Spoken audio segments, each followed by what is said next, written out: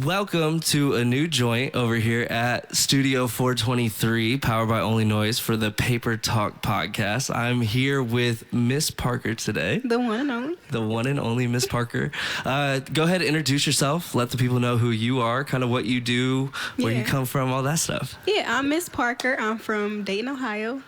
I recently moved to Las Vegas. So life is great. Sin City. Life is great. A lot of sin, okay? We're going to talk about Vegas. Especially in this industry, like, you know, doing music videos, modeling and stuff like that. It's very easy to get wrapped up in the wrong crowd out there. So you got to really make sure that you know who you're working with and do your research. Vegas is crazy. Crazy. So I've only been to Vegas, I guess, twice. Yeah. But it was twice in 10 days. Wow. I did like a 5-day stint, came home for a day and went back for 5. Yeah, what'd you do when you was there? There's so much to do. Like, here we go. We got skating, bowling, movies. That's it. Yeah. Like, out there, you got so much everything. More. Yeah. And I was talking to somebody, they were like, if you ever move out to Vegas, like, you can't have FOMO, like the fear of missing out, because there's always something going on. And if you go to everything, you're going to get yourself burnt out. Yeah. And then a lot of people think, like, the only thing Vegas has is, like, Fremont Street and the Strip.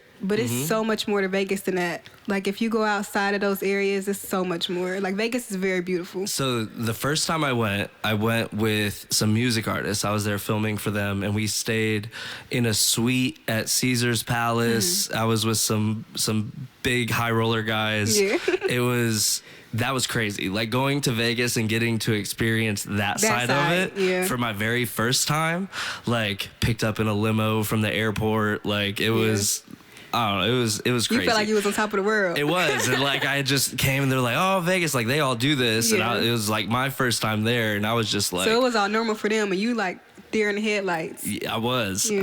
And then I came home and I went back out there and we stayed at the Golden Nugget.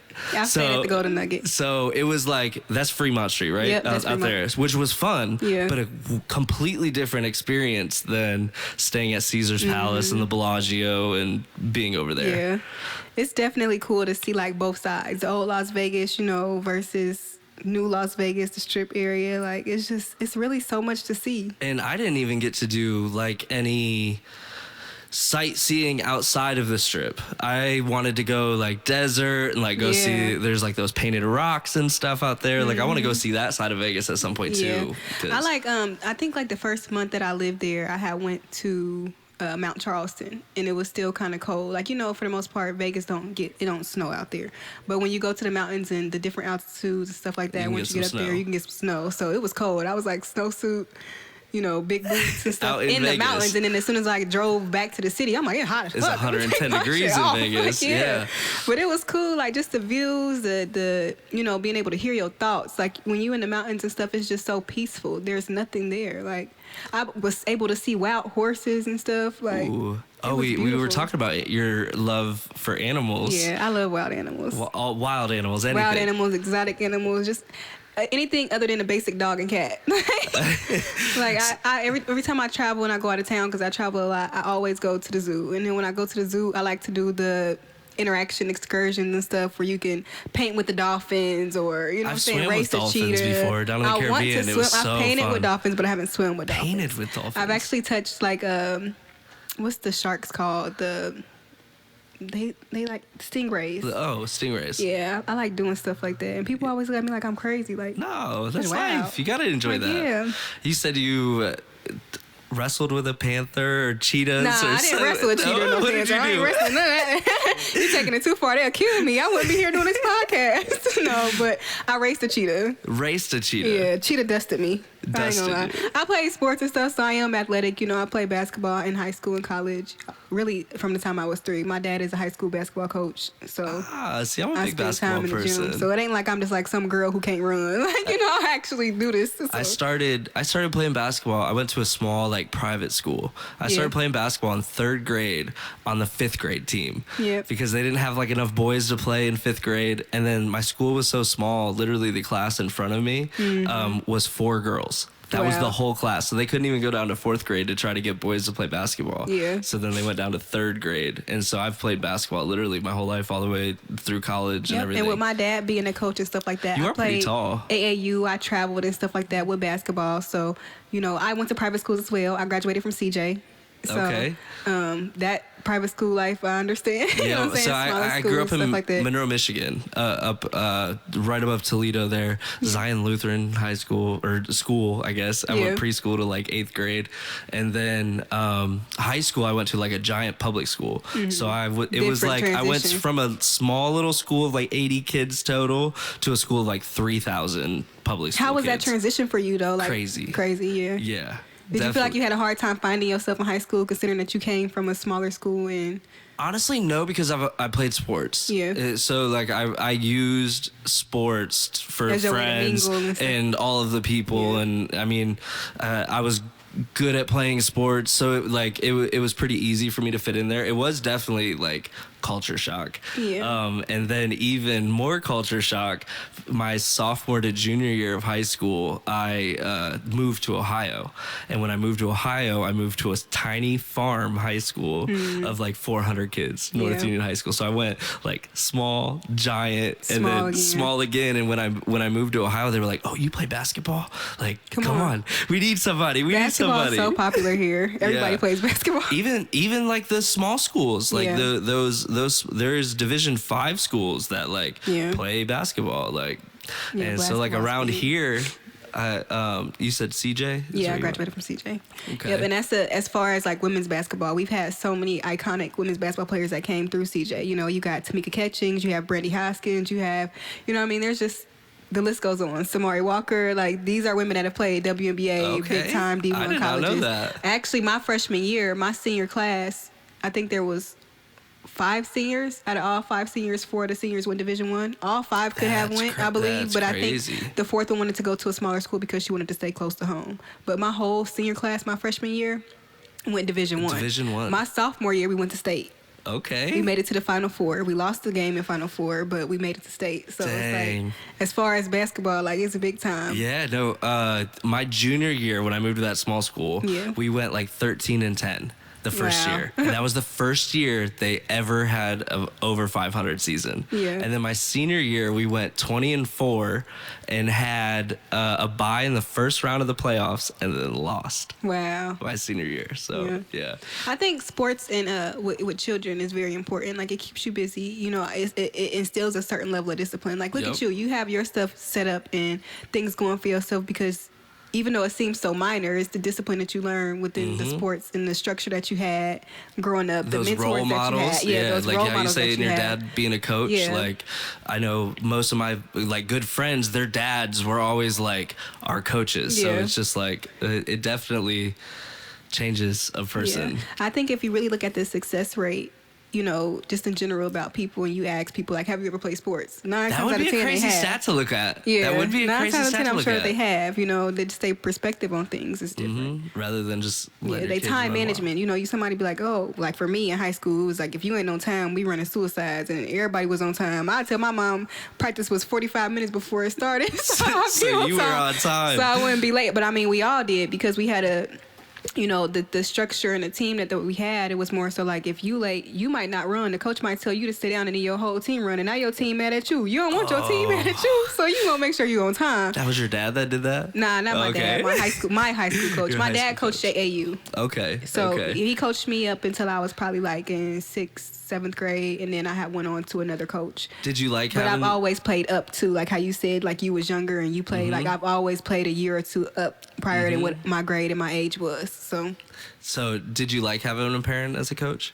It was cool. My dad wasn't necessarily like, you know, you have those parents as coaches where they real hard on you. They cussing you out. They down your back. They, you know what I'm saying? Stuff like that. My dad real chill. So it's hard to piss him off. Yeah. He don't really cuss like that, like cuss kids out or nothing like that, but he gonna get his point across and say what he gotta say. He gonna get frustrated. He might yell a little bit, but he real soft. Like, not soft in a bad way, but like sensitive. He understands girls. It takes me a long time to get like actually mad at like things. But I don't know, like you said, dealing with a bunch of girls might be a little different. I mean, but you have to though also, because you know, coaching boys and coaching girls is different. You can cuss a boy out and he don't feel no type of way. He gonna take it to the chest and be like, you know, I'm gonna prove you wrong. You know what I'm saying? Macho man and shit. I actually coached. But with girls, it's like, you yell at me, I'm gonna break down and cry. So it's like, I gotta figure out a way to talk to them. I coached a third grade girls basketball team one year. It was like a little summer thing. They were like, oh, like, can you come help us coach? So I did that. Third grade girls. First time most of them picked up a basketball. Yeah. And I remember, like, I was like, okay, like, I'm Coach Chris. Like, we're going to do some layups. Like, we were going to do, like, layup lines. I was trying to think, that's got to be maybe the easiest thing that we can do. And I was like, we might do some offense stuff, some defense stuff. And, like, one of the girls right away, what's the difference between offense and defense? I'm like, oh, we got to go all the way back. Now, imagine doing that, because times have changed. So, and I actually followed in my father's footsteps. Right before I had moved to Vegas, I coached girls basketball high school here at Ponix. I coached the JV team for 2 years. So imagine doing that on the high school level. Wow. I had a lot of girls on my team who had never touched up basketball, and they just started their freshman or sophomore year. And I mean, it's not a super difficult game to learn, but it's definitely way easier to learn when you're young. But then you have children now, because they don't have the structure. They're starting in high school and trying to do things, because a lot of times now, too, parents aren't paying attention to their children. So even, you know, these kids are pretty much signing their self-ups for basketball practice, or just staying after school to not have to go home after practice and things like that. So how much time and dedication are they actually putting towards that sport? And if this is really like a getaway for them more than anything. So they're already frustrated. They have, you know, home lives that are not the best, and then you're trying to teach them things, and then they get frustrated with you because they don't know it. You know what I mean? At a high school level, they got a mind of their own now, so it's not like telling a little kid, it's just kind of like, you're dealing with attitudes and things like that, and then it's like, all right, now you don't know what you're doing. I'm trying to teach you what to do, and then you want to talk back, and then you get mad at me because you don't know what you're doing. Make it make sense, bro. It takes a lot of patience. It does, but I do think I have a lot of patience. That's good then. And it could be because of my mom doing home. You know, we talked about my mom doing home child care. I've experienced being around all different types of kids, bad kids, kids with disabilities, kids that come from families with money, you know what I'm saying, privileged kids. But my mom's been doing home child care since before I was born. So as far as people and kids and things going on in my home, around you, like I grew up with it around me. So having, you know, my mom by herself raising her own 2 kids and then taking care of 10 other kids, you gotta have a lot of patience. Seems like she did a good job. She did great. My mom is awesome. I love my mom. That's my best friend. There you go. And you said you and your mom do hair. No, I do hair. You do hair. My mom does home child care. And out of you guys work close. We work the house. Yeah. So my mom owns 2 homes. The main level of our home is her home child care. So it's daycare, toys, books, all that stuff everywhere. And then my space when I come home to work is in the basement of the home. So I have my salon set up and things that I need downstairs. She works from the main floor, and we make it work. It works. Yeah. We like home studios. Yeah. I think that's the best thing to do, though. That's the best way to keep people out your business, keep the government out your money, out your finances. You know, you can maintain working from the comfort of your home. Like, I can roll out of bed 30 minutes before I got a client and get myself together and go, versus waking up an hour and a half to have to get myself dressed, waste gas. Gas is high. Gas is high. Going across the earth to get to this client or get to the salon, and then have to come back home after a long day. Like, after a long day, I'm like, all right, this is my last one. I can go wash my ass, eat my dinner, and go to sleep. I ain't got to worry about driving nowhere. I like that. Yeah. Just to touch on the kids in programs, or again, real quick, I wanted to shout out my cousin. My cousin Brian coaches a kids football team in Toledo. And I know one of the biggest difficulties he's always talked about is getting all of these kids to and from practice. A lot of them don't have rides. They don't have things. They can't make it there. And how, like, frustrating is that as a coach to, like, do all of those things, and then, you know, you've got kids sitting at home, so he, like, runs around and he'll pick up these kids. He's like, I need to get a bus. He's trying to get, like, a bus so he can just pick up all these kids and take them to and from football practice. And that's the challenges in the community, is like, a lot of times we can't be upset at a parent because it's like, okay, they have jobs, they're trying to provide for this kid. A lot of people don't know how, so they're just doing with the best that they can. So it's like, okay, I have to take a chance at not paying too much attention to my child so that they can have the things that they need. But then I also have, like, finding balance in that is kind of difficult, especially when a lot of parents have more than one child. So it's like, at what point, and it's a lot of stress on the coach, because the coach is like, these ain't my kids at all, period. Right. Why do I have to be responsible? But it takes a village. You know what I'm saying? Does. And that's honestly my mom's business name. It's called Family Ties, A Village Close to Home. Okay. But her what is it called? Her catchphrase, whatever you want to call it. Slogan, tagline, whatever. It's called it takes a village to raise a child. But it does, you know what I mean? Does. It really does. When high school, my parents, a lot of my friends that I grew up with playing basketball, we all were very close. Some of my best friend, Rihanna Dudley, we played elementary school together through college. Like, we went to college together. So it's like, our parents had grew that connection too, where, okay, I might not be able to pick up the kids today, or you can pick up the girls and take them to practice, and I'll pick them up and take them home. Our parents aren't even connecting with each other no more. You got kids that go to their friend's house. Parents ain't never met each other. My mom didn't play that. You ain't going over nobody's house. Nope. If I ain't meet who you about to be That's with. AAU. There was like 5 of us, and our parents all had to rotate, picking everybody up. So, but they all knew each other. My mom met everybody's parents, but times are changing like that. Yeah. So like, we gotta try to find a way to maneuver back to that. You know what I mean? You gotta know who's coming in and out and around your kid's life and their structure. It's important. It's very important, because the things that are placed into them in a young age reflect them as an adult. We're gonna have to look that stat up with the playing sports and the success level, because that's gonna be a good one. Yeah, I Maybe think it's Hank the same thing as that. military. A lot of people who go to the military, people say, okay, after I went to the military, I came back with a certain level of discipline because they woke me up at a certain time. I couldn't talk back to them, or they had me doing 500 push-ups or whatever. It's that structure that you have to change your mind. I'm a shout out to all the good parents out there. Yeah, I'm glad I don't have kids. The bad one too, because they teach you what not to do. Yeah. The bad ones too, Shout out, teach you what not to do. Just be a parent. Yeah. Even if you're bad, just do it. Yeah. And I think a lot of times too, like, a lot of parents think after a kid turn 18, parenting is over. Parenting is for the rest of your life. When you decide to lay down and have them kids, you gotta think about that. Because the reality is, even after, I was just having this conversation with someone the other day, and we were talking about how a lot of parents, when your child turns 18, they're like, get out the house, go find your own place. Okay, at 18, if I get out the house and I go find my own place, did you teach me how to pay a bill?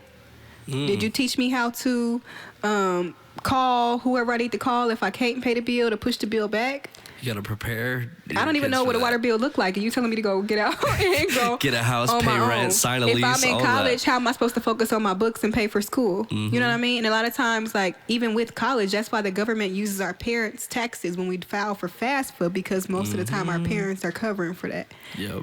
You know what I mean? Time management and stuff like that too. We require children, these young adults, to focus on so much at one time. And then the parents judge their children for not being able to accomplish all these things. But that's a lot. It is. That's a lot to try to go to college, work a job. Let's say I accidentally had a kid. So I'm in college trying to work a job, trying to take care of a kid. And I'm on my own, and I don't really know how to pay my bills or take care of my own stuff because it was never taught to me. It's like, how are you supposed to succeed? You can't. You can't. Yeah. We got the stat over there? Well, it's not really a stat. Just said that the Journal of Leadership and Organizational Studies did a study and said sports players often went on to develop better leadership skills, more confidence, and better team working abilities. Which we definitely touched on that earlier. Yeah, for sure. All right, let's switch gears a little bit. Modeling, hair, music videos, more of the creative side of you. Yeah, I am a creative. I hate when people come at me because I paint and stuff too. So sometimes people will see my paintings and be like, oh, you're an artist. I'm like, nah, I'm a creative. And I've checked people on that, and they look at me like I'm crazy because I'm really strict about that. Like, nah, I'm not an artist. I'm a creative. And I say that because there's no limit to my creativity. I like that. I do anything that I want to do, I do. I just got to put my mind to it. And everybody is able to do that as long as you know and believe it for yourself. Nothing is going to come overnight. When I first started modeling, Star, I tell you, like, she did my first business shoot for me. I had never got in front of a camera before she did my business shoot. Wow. Never. And this was, 2 years ago, last year, 2 years ago? I never got into it. Shout out Crafer Models and Star. Shout out Crafer Models and Star. But yeah, I had never got in front of a camera before that. And after she did my shoot for my business, she was like, "You killed that." She was like, "I see big things in you." And I was like, "Nah, I don't know about that. I've never really had confidence though, because we talking about kids and stuff, going back to that. I was bullied and stuff growing up. Most people, dark-skinned women are just now starting to become a thing. First it was light-skinned women was that, then it was the light-skinned women versus dark-skinned women battle, and now it's dark-skinned women is that. You know what I mean? So I'm dying over here. I got like this little bug in my throat. It won't go away. Yeah. So making that transition and stuff, like I haven't always had the confidence. A lot of people have always told me, throughout my life, like, "You're very beautiful, you should model." And I'm always like, "Nah, kid at school called me an African booty scratcher, and I'm, you know what I'm saying, like a piece of charcoal." And I just don't know. You know what I mean? So it's like, yeah, kids are very, kids are very. I mean, now you brush that shit off, but back then it really hit home. Big Hank and Chris Farley. But yeah, so I mean, you even said before we started doing this that you were like a little nervous. How do you feel now? No, I'm good. You're good now, yeah, right? I'm good now. Yeah.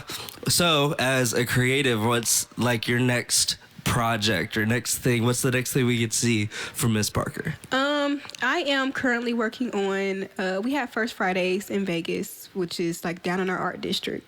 And it's the setup for you to be able to display your artwork.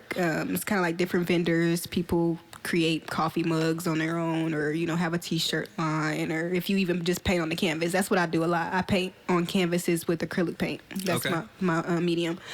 But yeah, I do that kind of stuff. I'm working on getting set up to start doing those First Fridays, because there's a lot of requirements that they have regarding your business. Now, do you have to pay like for a spot? Yeah. Okay. Yeah, it's like a vendor's fee or whatever, which is not much. You know, you're gonna make that back in that night for sure. It's Vegas. You know what I mean? Everybody buys stupid stuff from Vegas.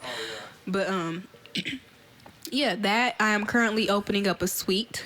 I am transitioning. I was working in a salon, so I will have my own hair suite.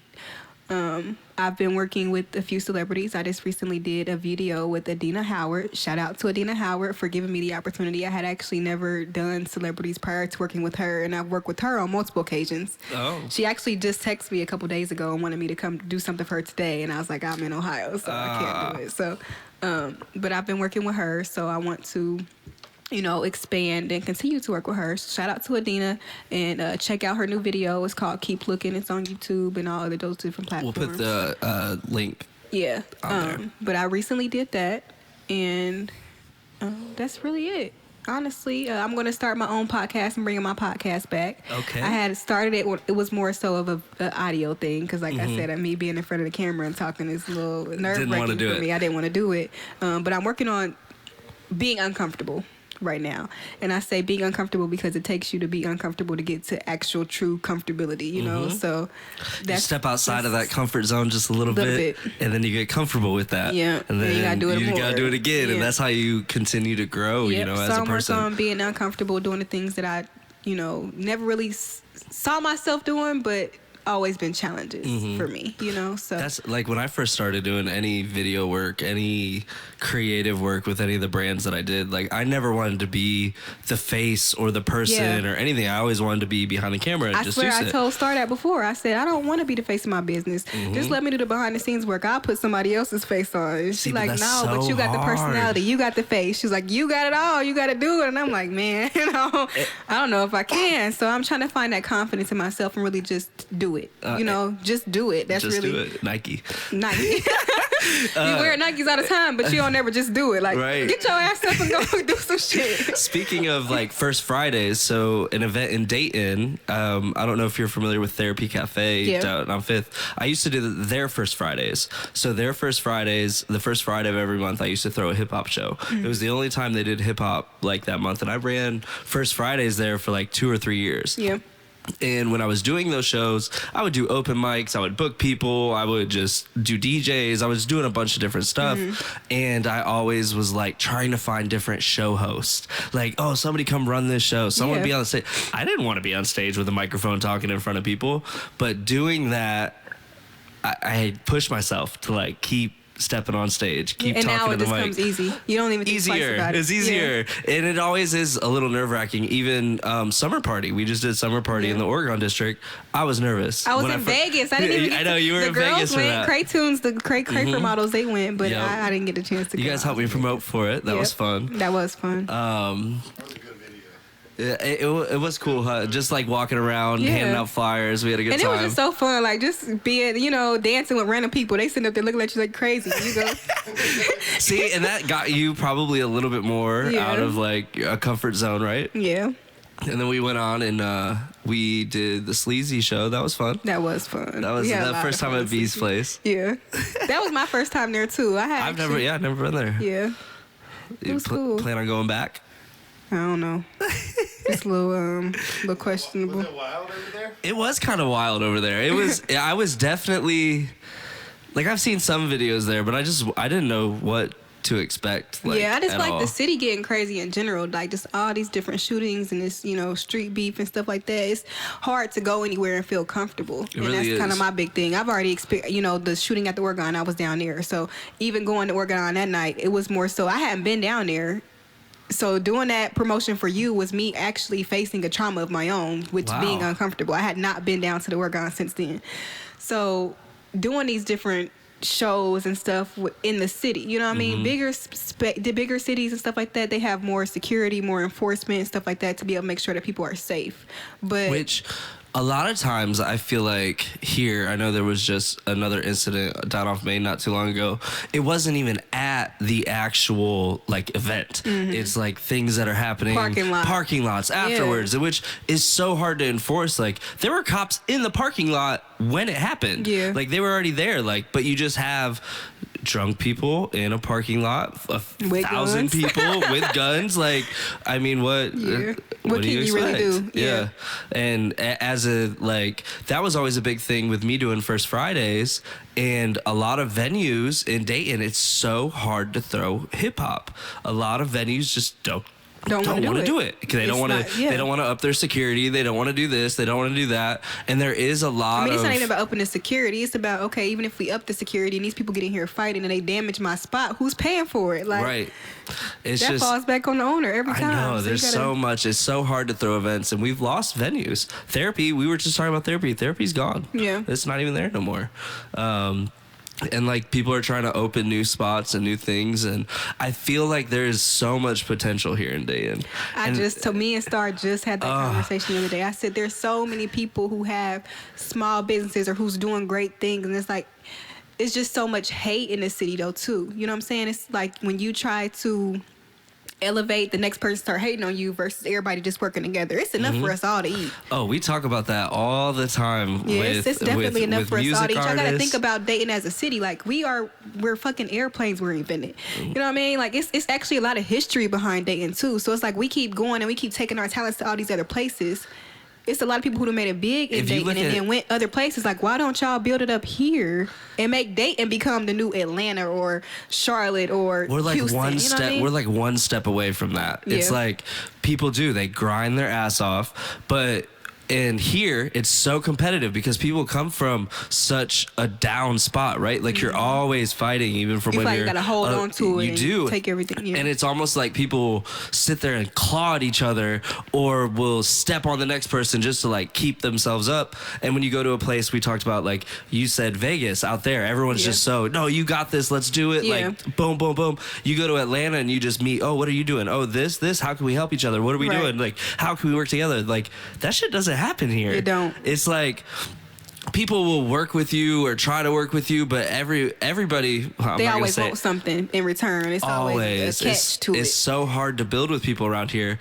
But when you go through that trial and error of going through some people, I've definitely gone through some people, you find, some gems out there, some people who you can really start to work with, and there's great things that can happen. Yeah. So we were talking about just how many music artists are in the city.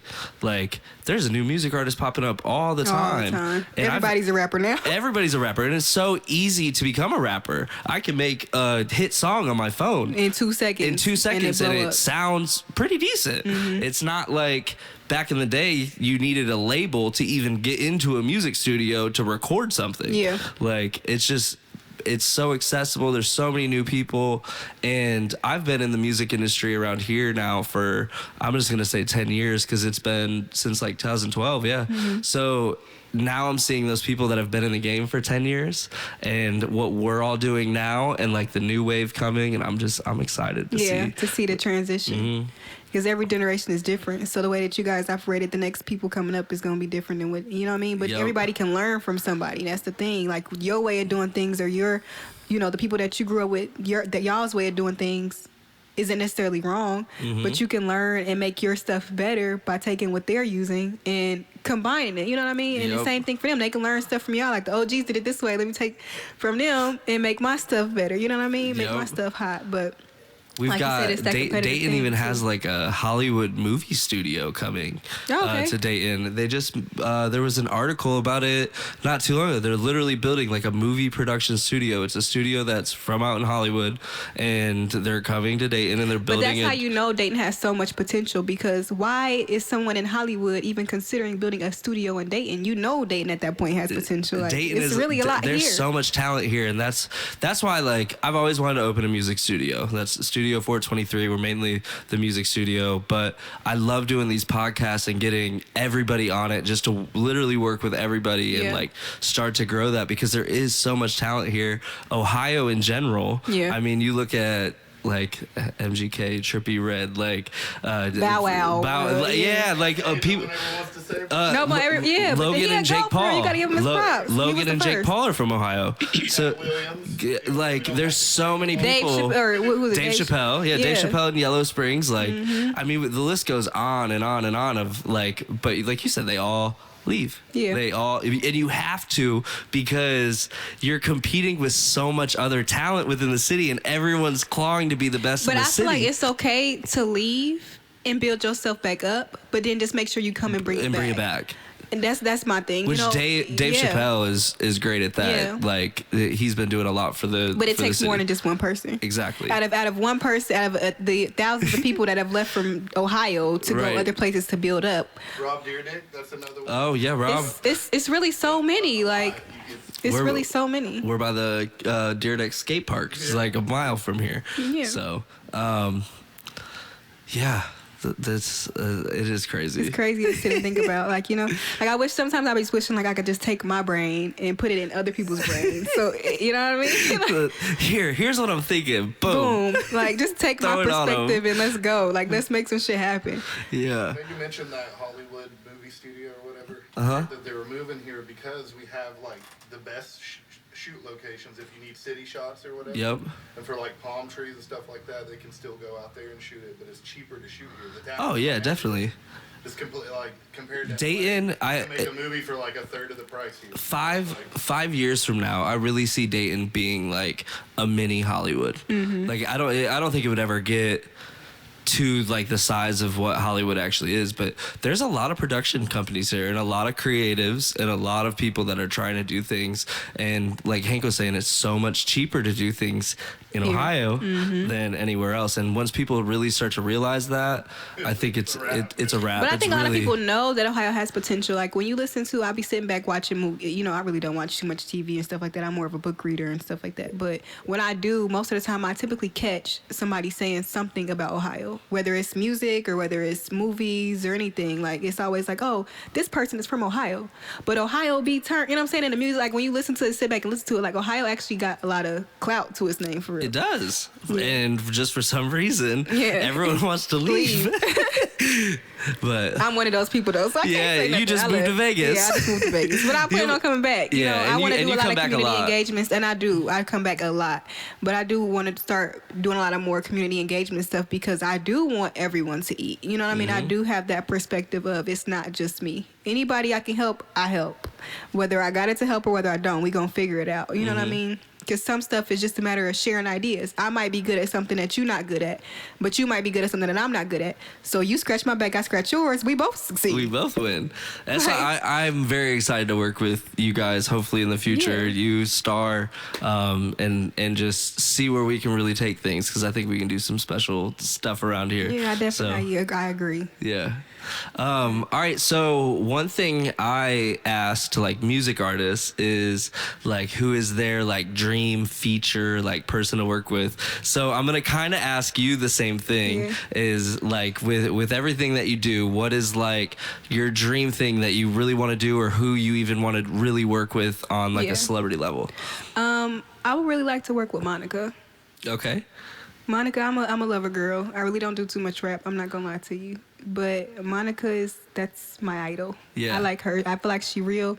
She take care of her business. She go to church. She pray, but she street too. You know what I mean? Like A little bit of everything. A little bit of everything. Seems like you. Yeah, it is. It is. Because I'll cuss somebody out and then go in the house and pray in a second. Lord, I'm sorry. Forgive me for my Forgive sins. me, but they needed that. They needed it. Yeah. So yeah, I feel like if I could work with Monica, like, you know, do her hair, chill with her for a day, you know what I'm saying, kick back. I really just would like to talk to her. And I didn't even necessarily work with her, but just sit back and talk to her. Just pick her brain, have some conversations. Yeah. I like that. Yep, she's really, yeah. Her fashion, just everything about her. Once you met her, you guys are gonna be best friends. Anyway. Man, listen, Isn't I there really some don't people get starstruck. Like, you know, some people, when me and start talking about this, you know, women get in an industry and they, especially in my field, being a woman, being a beautiful woman, you know, I've had music videos where some, you know, dudes will try to talk to me or hit on me and stuff like that, but I keep it real professional. It ain't none of that extra stuff. We gonna shoot this video and I'm gonna take my ass home. It's not the MTV Uncut Gems anymore. You know, when I really don't get starstruck. A lot of girls, they get around those celebrities and they change their whole personality. They become a whole different person. You look like, I never met this person before. Like, she do not act like that. Like, you know, I'm not really like that. I don't get starstruck. I look at celebrities like they people. So I don't even think if I saw Monica, like, I would faint or scream or, you know what I'm saying? Like, have that little extra moment that you see people have on TV and shit. Like, I don't think I would have that, but I think I'll be cool and I'll let her know, like, I really fuck with you. Hey, I fuck with you. I fuck with you. Like, I really fuck with you. Like, Monica on repeat on my playlist all the time. Like, singing to your song in the shower. I'm in love. Like, singing to my girlfriend. Like, isn't it crazy how, like, I almost feel there's a few celebrities out there that, like, I just know if I met them, we would like click, or I think we would click, yeah. So and I don't think I would get like super starstruck for some of the people out there, but I don't think there's not one celebrity, not a Beyonce, not a Chris Brown. Like, I don't think I would ever get starstruck. So Beyonce walks through that. I'm like, what up, B? What up, B? Yeah. Let's get Beyonce here in Studio let's just 423. Talk to her, you know what I'm saying? Let me pick your brain. I'm really an intellectual type of person. Like I said, I like to maximize my brain. I like to read. I like to understand emotionally. Like, when people make decisions, I want to understand why you made that decision. Why did you make that choice? Because, you know what I mean? For me, it might not make sense, but let me figure out how you even got to this conclusion, you know? I'm a big brain pick. I'm an overthinker like a mug. She's like sitting there, the big thinking, big brain. Like, I like swear, that though. I stress myself out sometimes. I'm like, this mug won't turn off. Like, not sleep at night because my brain is constantly going. Like, it's horrible sometimes. It's a good thing. I'm smart as hell, but it's a bad thing sometimes too because just like it needs to turn off sometimes. Like, I just keep going. Yeah. Well, I want to say thank you for coming and doing this. Thank you for inviting me. I'm glad that we got to sit down and talk. It was cool to pick your brain and talk about a bunch of different things. We had a few different topics today. Yeah, a lot of people see me and see my face and think, oh, she's just pretty. Like, nah, I'm smart too. Let's talk about stuff. I can tell. Go ahead and let the people know like where they can follow you, where they can find your stuff, keep up with you, all that. Yeah, like I said, I'm involved in a lot. You know, social media, you can follow me on Instagram at Miiss Parker. That's 3 S's, 3 R's on the end. I also have my hair page. It's called Main Attractions. That's MANE Attractions, not Main, MAIN, MANE with 3 S's on the end. And then Facebook is Miiss Parker with 2 I's. So MIISS Parker. And that's really, I really don't do Twitter and stuff like that. Twitter negative. You can stay off Twitter, stay off Twitter. I haven't done Twitter at all. I get on Twitter when I'm mad. Yeah, if I want to say semi-subliminals without cussing them out, I get on Twitter. But I get on Twitter to check the news. Like when there's shit Really? going on, Yeah. I do because it's usually trending. Yeah. And normally on Twitter you can find both perspectives, like of the news or like things that are going on. Like, and I like to watch things from both perspectives and then try to just Get come your up with my own, own perception, because I don't try to believe everything that I you hear. Yeah. So thank you again. We're gonna have to work on something soon. Thank you. Yeah. This was fun. I'm not nervous no more. Yeah, and that's gonna do it for this episode of Paper Talk. We out. We out. We out.